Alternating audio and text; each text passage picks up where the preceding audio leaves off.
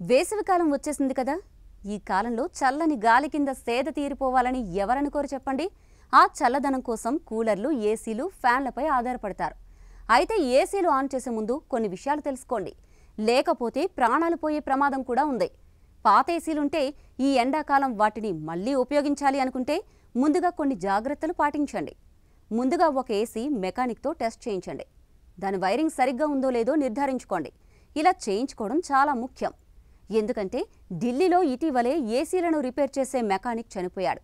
తన షాప్లోని వైరింగ్ వ్యవస్థ సరిగ్గా లేకపోవడంతో ఏసీ పేలిపోవడంతో ఈ ఘటన జరిగింది. ఆ వీడియో సోషల్ మీడియాలో వైరల్ అయింది కూడా. ఇక ఏడాదికి 2 సార్లు అంటే వానాకాలం ముందు ఇంకా ఎండాకాలం ప్రారంభంలో కూడా ఏసీ సర్వీసింగ్ చేయించాలి. అప్పుడే డస్ట్ ఫిల్టర్స్ క్లీన్ అవుతాయి. ఏసీ వాడే ముందు అందులో కూలింగ్ గ్యాస్ లెవెల్స్ కూడా చెక్ చేయించుకోవడం ముఖ్యం.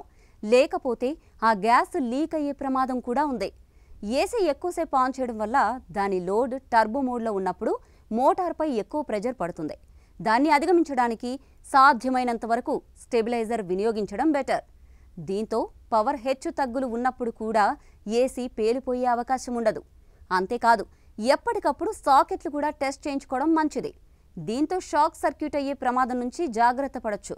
సో ఫ్రెండ్స్, మనం హ్యాపీగా ఉండాలంటే మనం వాడే వస్తువులపై కూడా కొంచెం శ్రద్ధ పెట్టాలి కదా.